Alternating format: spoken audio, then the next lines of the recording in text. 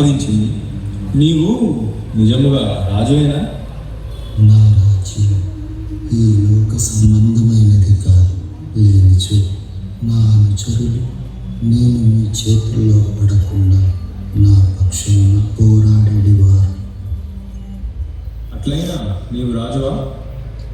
నేను రాజునని నీవే చెప్పుచున్నావు. నేను సత్యములకు సాక్ష్యమిచ్చుటకు జన్మించితిని.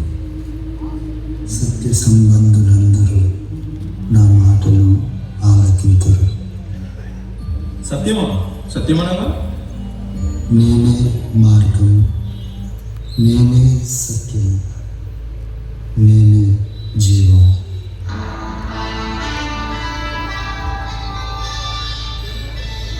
ప్రభుల వారికి ప్రణామములు.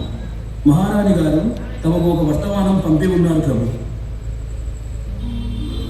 పిలాతు ప్రభువుల వారికి మీ భార్య నివసించడానిదేమన్నా. గడిచిన రాత్రి నాకు ఒక కల వచ్చింది.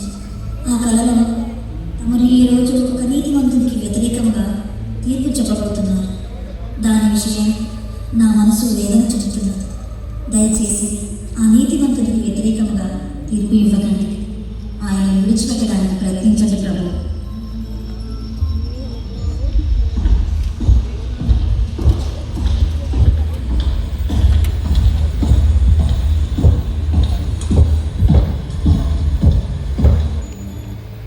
యూదులారా, నాకు ఆయనలో ఎటువంటి దోషము కనబడలేదు. లేడు ప్రభువు లేడు.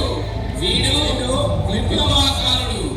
ఊరూరా తిరుగుతూ జనాల్ని రెచ్చగొడుతూ తనని తాను రాజని చెప్పుకుంటూ ఈ రోమన్ సామ్రాజ్యాన్ని బదలు చేయడానికి పన్నాగపన్నుచున్నాడు. సేనా, ఈ నీతివంతుని యందు నాకు ఎటువంటి దోషము కనబడట్లేదు.